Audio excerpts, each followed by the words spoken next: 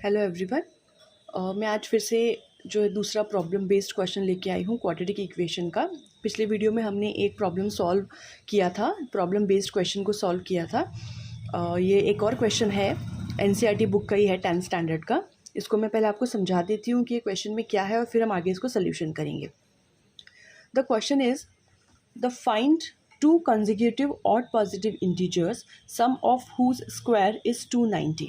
इसका मतलब ये है कि हमें कोई भी कंजिक्यूटिव दो ऑड पॉजिटिव इंटीजर्स को पहले कंसिडर करना है और उनके स्क्वायर का अगर हम सम करें तो वो हमें 290 मिलता है। तो हमें वो find out the two consecutive odd positive integer. जो सबसे पहले हमने यहाँ पे जो हमारा फर्स्ट है कि let the first odd positive integer be x. हमने सबसे पहले एक एक्स को फर्स्ट पॉजिटिव ऑड इंटीजर माना है।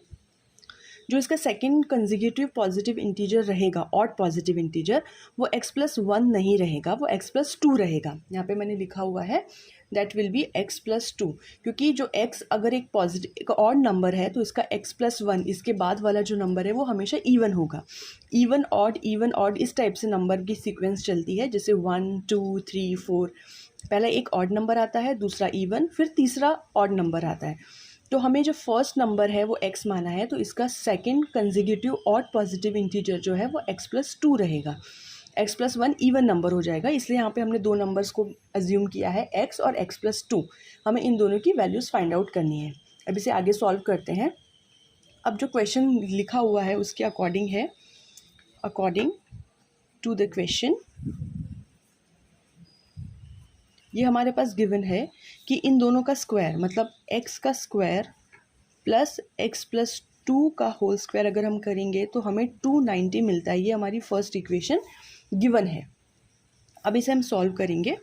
जैसे यहाँ पे हमने किया है एक्स स्क्वायर, ये है a + b का होल स्क्वायर। इसके फॉर्मूले से इसे ओपन करेंगे तो that will be x square plus b square मतलब 2 का square plus 2 into a into b मतलब 2 इंटू एक्स इंटू 2। ये हमारे पास वैल्यू आ जाएगी एंड दैट विल बी 290। अब इसे हम सॉल्व करेंगे, x square plus x square, तो ये हो जाएगा 2x स्क्वायर, 2 का स्क्वायर मतलब 2 2 सा 4, और यहाँ पे भी 2 इंटू एक्स इंटू 2 है तो 2 2 सा 4, 4x इज इक्वल्स टू 290। अब इस 290 को हम इक्वल्स टू के इधर ले आएंगे क्योंकि हमें इक्वेशन को आगे सॉल्व करना है।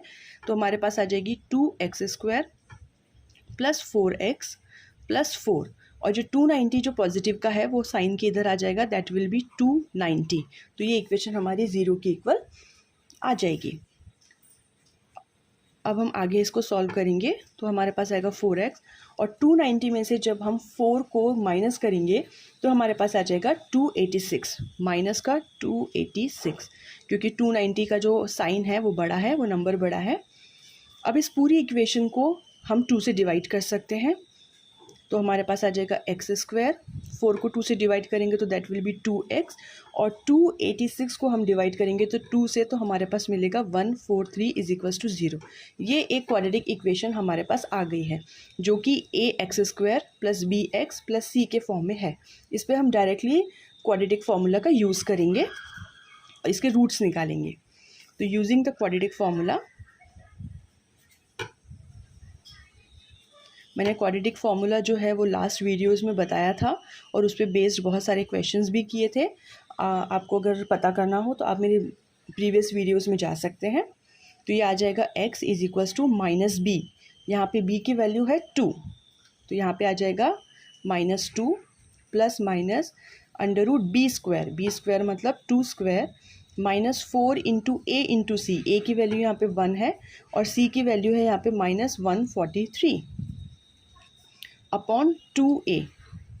a की वैल्यू यहाँ पे 1 है, a मतलब कोफिशिएंट ऑफ एक्स स्क्वायर। इसको जब हम सॉल्व करेंगे तो हमारे पास आएगा -2 प्लस माइनस 2 का square is 4, this will be minus minus plus 4 into 143 that will B 572 upon 2 into 1, so it will be 2।